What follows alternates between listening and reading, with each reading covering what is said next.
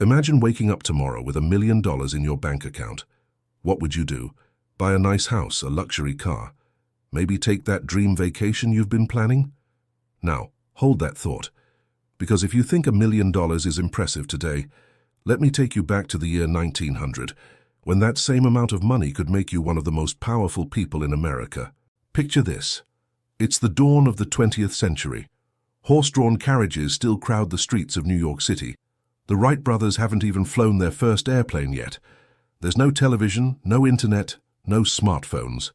The average American worker earns about $12.50 per week. Yes, you heard that right. Per week, not per hour. That's roughly $650 a year if they're lucky enough to work consistently. Now, in walks someone with $1 million. To put this in perspective, that person isn't just wealthy. They're in a completely different universe of prosperity. They're rubbing shoulders with names like Rockefeller, Carnegie, and Vanderbilt. They're part of an elite group so small, so exclusive, that everyone in town knows their name. But here's where it gets really interesting. How much would that $1,900 million be worth in today's money? The answer might shock you. We're not talking about a simple doubling or even tripling of value. We're talking about a transformation so dramatic that it redefines what we think we know about wealth and purchasing power. Before we reveal the numbers, let's set the stage properly. The year 1900 wasn't just another year, it was a pivotal moment in American history. The nation was transforming from an agricultural society into an industrial powerhouse. The Gilded Age was reaching its crescendo, with a handful of industrialists accumulating wealth on a scale the world had never seen before. At the same time, the average citizen was working 6 days a week in factories, mines, or farms, barely scraping by. The income inequality of that era makes today's wealth gap look modest by comparison. While a factory worker might earn $600 to $700 annually, a millionaire had accumulated wealth equivalent to roughly 1,500 years of that worker's labor. Think about that for a moment. 15 centuries of work, compressed into the hands of one person. It wasn't just a difference in lifestyle, it was a difference in fundamental life experience. So what could you actually buy with $1 million in 1900? Let's start with real estate, because nothing demonstrates purchasing power quite like property. In New York City, the most expensive real estate market in America, you could purchase an entire mansion on Fifth Avenue for $100,000 to $200,000. Not just a nice house. We're talking about a palatial residence with dozens of rooms, multiple stories, the finest materials, and enough space to house an army of servants. But why stop at one mansion? With your $1 million, you could buy 5 of these architectural masterpieces and still have half your fortune left over. You could own entire blocks of the city. You could purchase prime commercial real estate in Manhattan and collect rent from dozens of businesses. You could build your own private compound that would make today's billionaires jealous. Let's venture beyond New York. In the American heartland, farmland was selling for $10 to $40 per acre, depending on location and quality.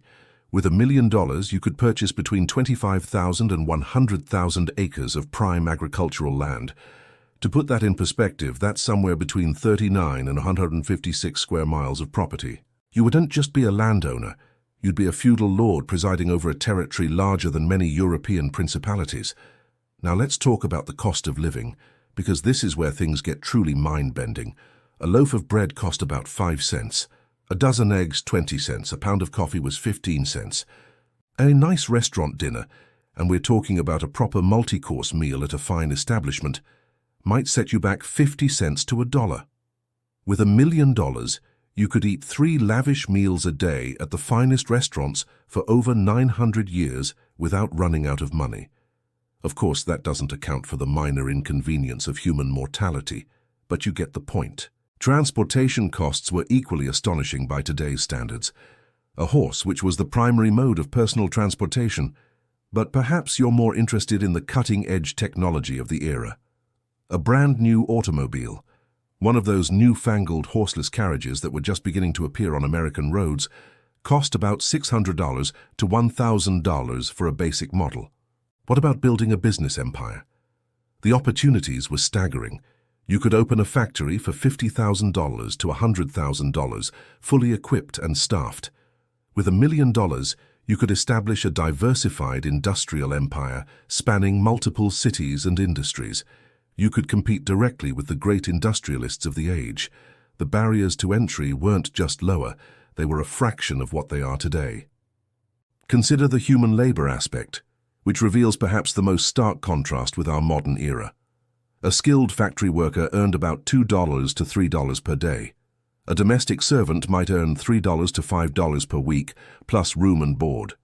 A personal secretary commanded perhaps $15 to $20 per week. With $1 million, you could employ 1,000 people at middle-class wages for an entire year.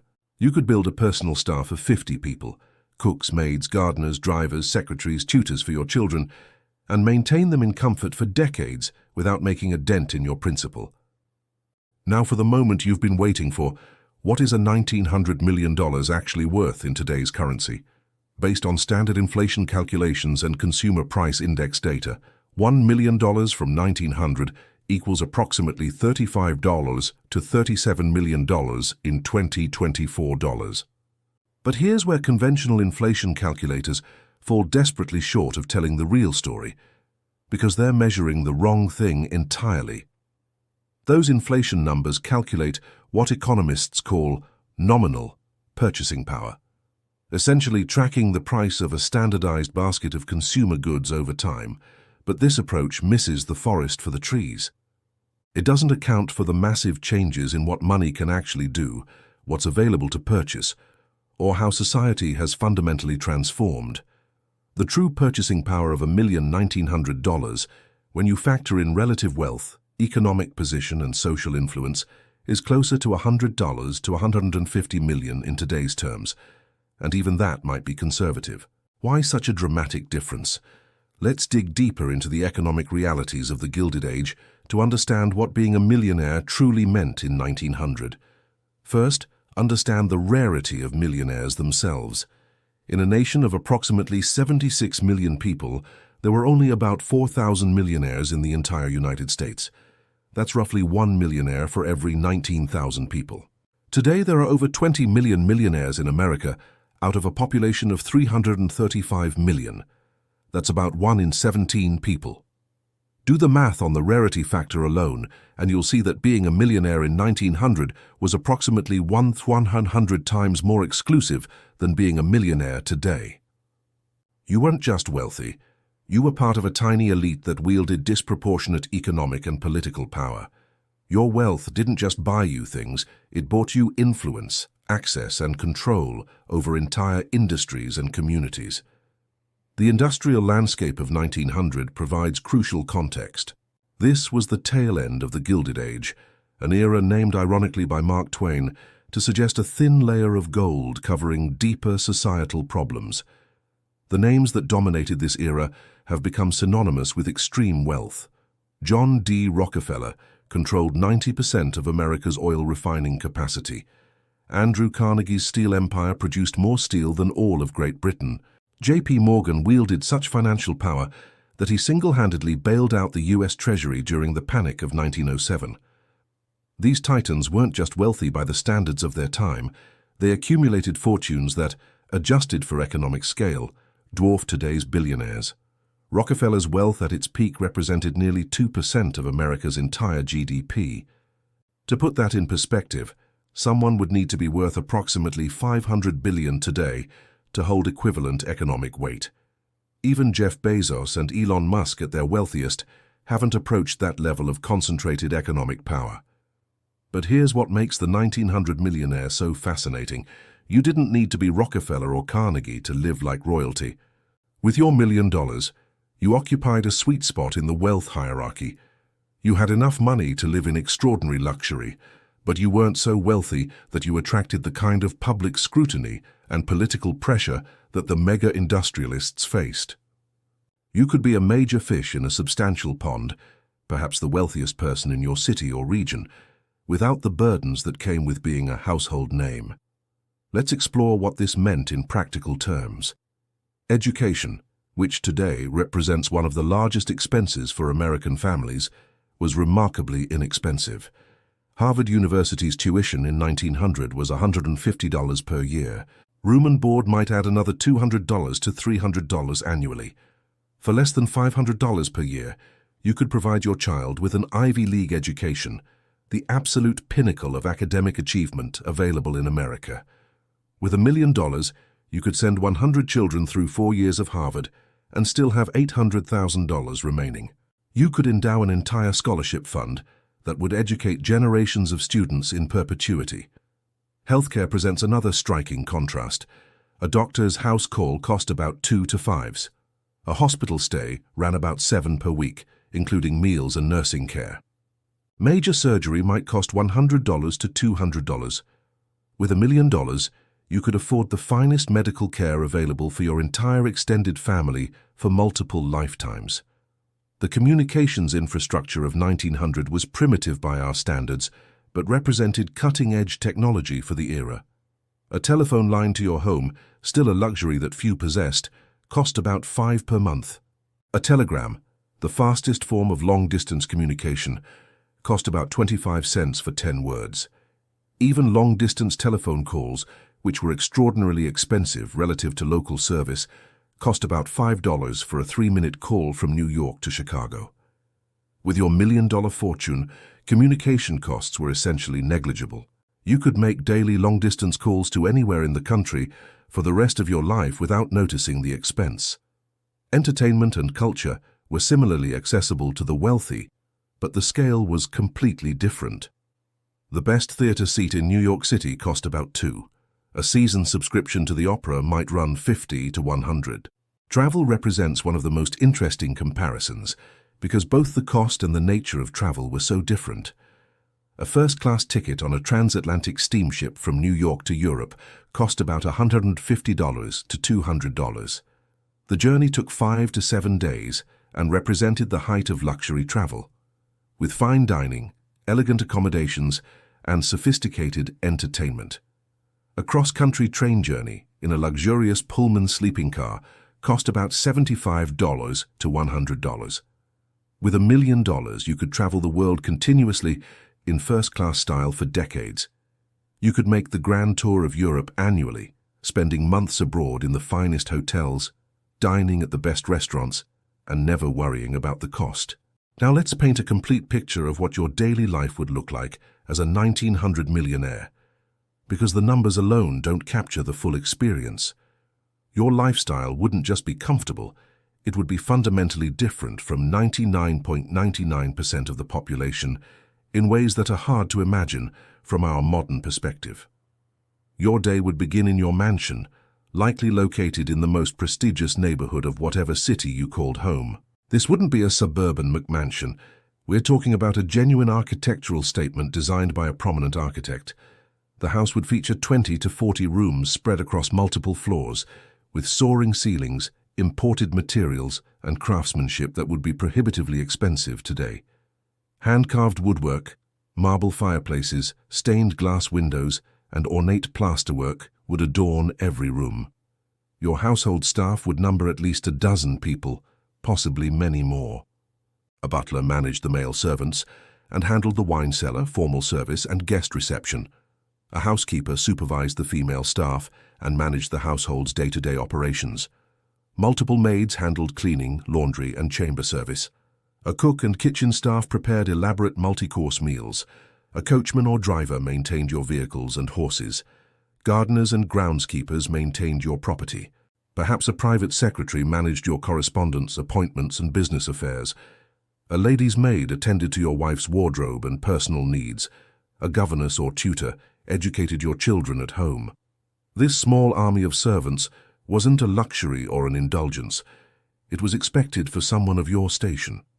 The lifestyle of the wealthy in 1900 was incredibly labor-intensive because virtually nothing was automated.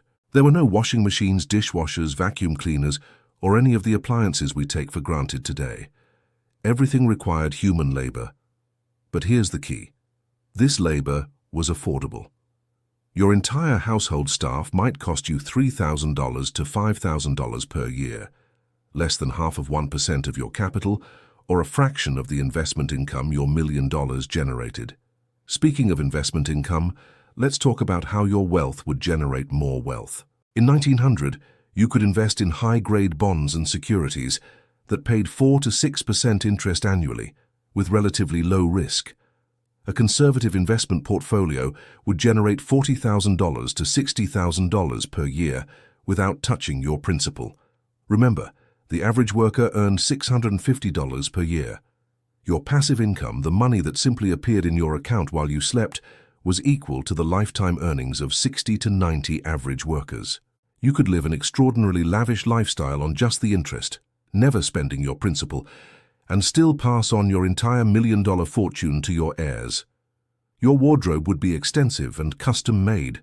A bespoke suit from a fine tailor cost about $50 to $100. Handmade shoes ran $10 to $20 per pair. A woman's custom dress from a fashionable modiste might cost $75 to $200 depending on materials and complexity. Fine jewelry, furs, and accessories added to the expense, but even a complete wardrobe of the highest quality might only cost $5,000 to $10,000 to establish and perhaps $1,000 to $2,000 annually to maintain and update according to changing fashions. Your social calendar would be filled with events that demonstrated and reinforced your status. You'd attend balls, galas, opera performances, theater productions, and exclusive club gatherings. You'd host elaborate dinner parties with multiple courses paired with fine wines. A formal dinner party for 20 guests, including hiring additional temporary staff, renting any needed equipment, and providing top-quality food, and wine might cost $200 to $500, significant by the standards of the day, but trivial relative to your wealth. You could host such events weekly without strain. Your club memberships would further cement your social position. The exclusive men's clubs in major cities charged initiation fees of $100 to $500 and annual dues of $50 to $200. These clubs weren't just social venues, they were where business deals were made, political connections were forged, and the direction of cities and industries was shaped over brandy and cigars. Your membership gave you access to networks of power that extended across the country and even internationally. Philanthropy wasn't just expected, it was essential to maintaining your social position and reputation. But your charitable giving had real impact. A donation of $10,000 to $50,000 could build a new hospital wing, establish a library, endow a church, or create a lasting institution in your community. Your name would be carved in stone, literally, on the buildings your generosity created. You could shape the future of your city in tangible, permanent ways. Andrew Carnegie famously said that, "The man who dies rich dies disgraced." And while he took this principle to an extreme, the expectation that wealthy individuals would use their fortune to benefit their communities was widely shared. Your children's future was essentially guaranteed. Beyond the finest education money could buy, your wealth opened doors that were closed to others. The right introductions, the right social connections, the right marriage prospects, all of these were facilitated by your economic position. Your son could enter business with a substantial stake provided by you, giving him an enormous advantage. Your daughter would be introduced to society with an elaborate coming-out ball that cost $5,000 to $10,000, establishing her as an eligible match for other wealthy families. The social capital you provided was as valuable as the financial capital. But let's not romanticize everything. Being wealthy in 1900 came with its own challenges and limitations that we often overlook from our modern vantage point. Medical care, while affordable, was primitive and often ineffective. Wealthy people died from infections, complications in childbirth, and diseases that are easily treatable today. Your beautiful mansion had no central heating or air conditioning. You relied on coal fireplaces in winter and suffered through summer heat. There was no refrigeration, making food storage challenging and food poisoning common even in wealthy households. Communication was slow. If you needed to reach someone across the country, you sent a telegram or letter and waited days for a response. International communication took weeks. Travel, while luxurious, was time-consuming and sometimes dangerous. Ships sank, trains derailed, and horses threw their riders. The lifestyle was formal and rigid, with elaborate social rules and expectations that had to be carefully observed. A social misstep could damage your reputation and position in ways that took years to repair. Entertainment options were limited compared to today. There was no television, radio, or recorded music in most homes, no movies, no streaming services, no internet, no video games. Entertainment meant live performances, reading, social gatherings, sports, and outdoor activities. While you could afford the best of these options, the overall range of available entertainment was narrow by modern standards. Many things we consider essential today, instant global communication, access to unlimited information and entertainment, climate control, modern medicine, simply didn't exist at any price. So what does all of this tell us about wealth, value, and the nature of money itself? When we compare the 1900 millionaire to today's wealthy individuals, we uncover some profound insights about how our economy and society have transformed over the past 125 years. First, let's consider what a modern millionaire can and cannot do. $1 million today is still significant money. Don't misunderstand. It's enough to retire comfortably in many parts of America, buy a nice home in most markets, and provide financial security for a family. But it doesn't confer the kind of power, influence, and lifestyle that it did in 1900. A modern millionaire is upper middle class, not elite. They're likely still working, still concerned about major expenses, still making financial trade-offs. A modern millionaire cannot buy multiple mansions in Manhattan. They cannot employ a staff of a dozen servants. They cannot shape the direction of their community through philanthropic gifts. They cannot guarantee their children's futures through social connections alone. They're wealthy, but they're not in a different class of existence from upper middle-class professionals. A successful doctor, lawyer, or software engineer might accumulate $1 million in net worth by middle age through diligent saving and investing. In 1900, that same $1 million represented wealth that couldn't be earned through any salary. It required ownership, investment, inheritance, or extraordinary business success. To achieve the same relative position and purchasing power that a 1900 millionaire enjoyed, you'd need somewhere between $100 and $150 million today, as we mentioned earlier. But even that comparison is imperfect. A person with $100 million today lives very well, certainly, but they still can't reshape cities the way a 1900 millionaire could. They face much higher taxes. The federal income tax didn't even exist in 1900. They operate in a much more regulated environment. They can't pay workers $10 per week and expect them to be grateful for the opportunity. The relationship between wealth and labor has fundamentally changed. In 1900, $1 million could command the full-time labor of thousands of people. Today, labor costs have risen dramatically relative to other goods and services. A full-time household staff of even 5 people would cost $200,000 to $400,000 per year in salary alone, not counting benefits, taxes, and other expenses. Personal service has become one of the most expensive luxuries in modern America, while manufactured goods have become relatively cheaper. You can buy a television for a few $100s that would have seemed like magic in 1900, but you can't afford to have someone drive you around and open doors for you, unless you're genuinely wealthy by today's standards. This shift reflects broader economic changes. Productivity increases driven by technology have made manufactured goods abundant and cheap. A car today, adjusted for inflation, costs a fraction of what a car cost in 1920 relative to average income, and it's vastly more reliable, comfortable, and capable. A computer in your pocket, your smartphone, has more computing power than all of NASA had when they sent men to the moon. The democratic access to goods and experiences has also changed the equation. In 1900, many luxuries were simply unavailable to anyone who wasn't wealthy. Only the rich traveled internationally, attended fine performances, ate exotic foods, or owned beautiful art. Today, a middle-class person can fly to Europe for a vacation, stream world-class musical performances, order food from dozens of ethnic cuisines, and fill their home with reproductions of masterpieces. The gap between rich and poor in terms of access to experiences and goods has narrowed even as the gap in absolute wealth has widened. Healthcare provides perhaps the starkest example. A 1900 millionaire could afford the best medical care available, but that care was primitive. They would die from infections that today are cured with a course of antibiotics costing $20. They would suffer through painful dental work without effective anesthesia. Their children might die from scarlet fever, diphtheria or measles, diseases we've nearly forgotten thanks to vaccination. A middle-class person today with decent health insurance has access to medical treatments that couldn't have been purchased for any price in 1900. This raises a fascinating philosophical question. Would you rather be a millionaire in 1900 or a middle-class person today?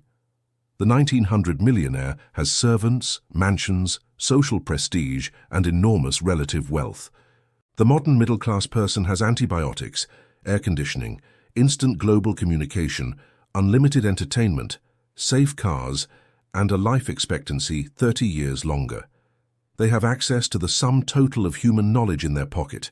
They can video chat with someone on the other side of the world instantly and for free. They live in a society with greater social mobility, more legal protections, and more personal freedom. There's no objectively correct answer to this question, but it reveals how inadequate simple inflation calculations are for understanding the true value of money across time. Money doesn't have intrinsic value. It only has value in terms of what it can purchase, what experiences it can provide, what security it can guarantee, and what freedoms it can enable. These factors change dramatically across time as technology advances, societies evolve, and new possibilities emerge. The story of the 1900 millionaire also teaches us something about the nature of wealth inequality and social change. The extreme concentration of wealth in the Gilded Age eventually triggered a political backlash. The progressive era that followed brought antitrust laws, labor regulations, income taxes, and other reforms that constrained the power of concentrated wealth. The social contract was renegotiated, and the rules of capitalism were adjusted to distribute wealth and opportunity more broadly. Today, we're grappling with similar questions about wealth inequality, corporate power, and the social obligations of the very wealthy. The debates about tax policy, labor rights, and economic justice that animate our politics have deep historical roots. Understanding what wealth meant in 1900 and how that meaning has changed gives us perspective on our current challenges and choices. Finally, this exploration reminds us that economic progress isn't just about accumulating more money. It's about improving human well-being, expanding opportunities, and creating a society where more people can live dignified, comfortable, and meaningful lives. The average American today has conveniences, securities, and freedoms that even the wealthiest millionaire of 1900 couldn't imagine. That represents genuine progress, even if we still have far to go in creating a truly just and equitable society. So, what was $1 million worth in 1900? In simple, inflation-adjusted terms, about $35 to $37 million. In terms of relative purchasing power and social position, perhaps $100 to $150 million or more. But the most accurate answer is this: it was worth a completely different kind of life in a completely different world. And understanding that difference tells us as much about our own time as it does about the past. The value of money is always contextual, always changing, and always more complex than any single number can capture. And that's what makes economic history so endlessly fascinating.